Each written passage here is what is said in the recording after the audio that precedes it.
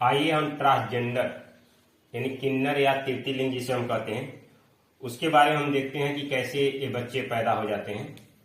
तो हम जानते हैं कि जो जनन की जो क्रिया होती है जनन में, वह मेल का स्पर्म और फीमेल का ओवम से क्या होता है, जन्म की क्रिया प्रारंभ होती है। तो मेल है, फीमेल। अब मेल में हम जानते हैं कि जो क्रोमोसोम की जो संख्या होती है वो 46 होती है।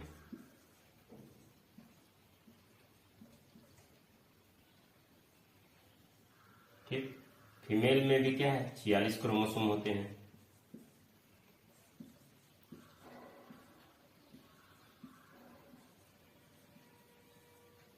ठीक, अब ये जो 46 क्रोमोसोम है, इनमें से जो 44 जो क्रोमोसोम होते हैं वो ऑटोसोम होते हैं। ऑटोसोम होते हैं। जो 2 क्रोमोसोम होते हैं वो एलोसोम होते हैं। एलोसोम होते हैं। जो ऑटोसोम होते हैं ये शरीर निर्माण में भाग लेते हैं, शरीर निर्माण करते हैं। जो एलोसोम होते हैं यह लिंग निर्धारण का काम करते हैं, लिंग निर्धारण का। उसी प्रकार से फीमेल में भी यही काम होता है। जो 44 जो क्रोमोसोम होते हैं, ठीक, और 2 आपके ये ऑटो और ये येलो, ठीक, ये शरीर निर्माण में।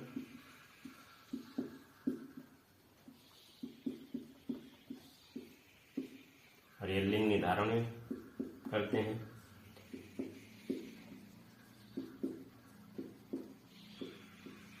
निर्धारण करते हैं। ठीक, अब होता क्या है कि जब स्पर्म और ओवम मिलते हैं तो मेयोसिस की क्रिया प्रारंभ होती है, अर्धसूत्री विभाजन होता है। तो मेल से क्या होगा कि जो 22 क्रोमोसोम आ जाएंगे और महिला से भी क्या आ जाएंगे, 22 क्रोमोसोम आ जाएंगे। यानी मेल से 22 और फीमेल से भी 22 है। और जो लिंग निर्धारण करने वाले हैं, लिंग निर्धारण करने वाले जैसे पुरुष का है तो यहाँ पर X और Y क्रोमोसोम होगा और महिला में XX होगा। तो अगर एक क्रोमोसोम X आपका आ जाता है मेल से और एक आपका X क्रोमोसोम अगर फीमेल से आ जाता है तो मिल करके 2 Y भी आ सकता है, चाहे X भी आ सकता है, कोई भी आ सकता है। यहाँ से तो X ही आएगा। ठीक, ये दोनों मिल करके 22 और 22 ये 44 हो जाते हैं और ये 2 है। ठीक है, यानी दोनों मिला करके 44 और 2 मिला करके आपका क्या हो जाता है, ये 46 क्रोमोसोम क्या हो जाता है, कंप्लीट हो जाता है। ठीक, तो ये तो प्रक्रिया है जेंडर निर्धारण करने का और बीवी बनने का। ठीक, अब जो ट्रांसजेंडर जो होते हैं वो कैसे बन जाते हैं।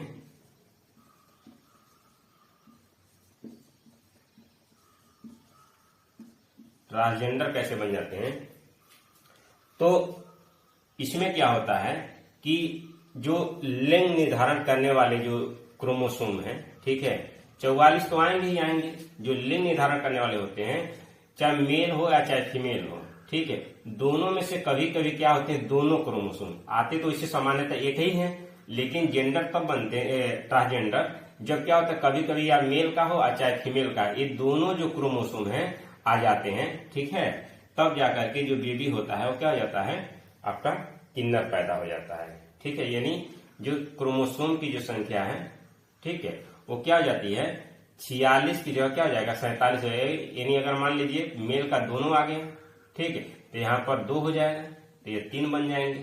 ठीक, या ये दोनों आ गया तभी ये 3 हो जाएगा। तो कहने का मतलब यहाँ पर 46 की जगह जो क्रोमोसोम होते हैं अगर दोनों आ जाएंगे तो उसकी जगह पर क्या आ जाता है, यह 47 क्रोमोसोम बन जाता है। ठीक है, और जब 47 क्रोमोसोम जब बन जाएंगे, मिल जाएंगे, ठीक है, तो यह जो बेबी जो होगा बाबू, ठीक है, बेबी क्या हो जाएगा, यह ट्रांसजेंडर पैदा होगा।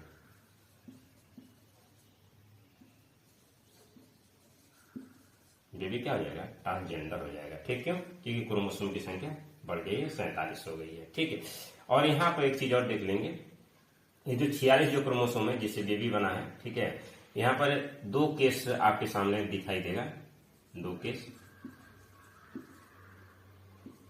एक केस में क्या होगा, यदि मान लीजिए यहाँ पर जो क्रोमोसोम है, अगर मान लीजिए पहले कंडीशन में अगर यक्स है और महिला से तो यक्स ही मिलेगा, तो जो बेबी होगा वो गर्ल होगा। ठीक, और दूसरे केस में क्या होगा, दूसरे केस में यदि मेल से वाई क्रोमोसोम आ गया और महिला से तो एक्स ही आएगा, तो जो बेबी होगा वो क्या हो जाएगा, बॉय होगा। ठीक, इस तरह से आप क्रोमोसोम क्या करते हैं, लिंग को निर्धारण करते हैं। ठीक है, एक्स और Y.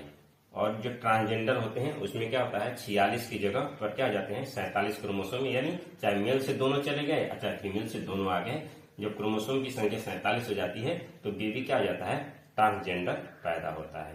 Thank you, I hope आपको वीडियो पसंद आया होगा।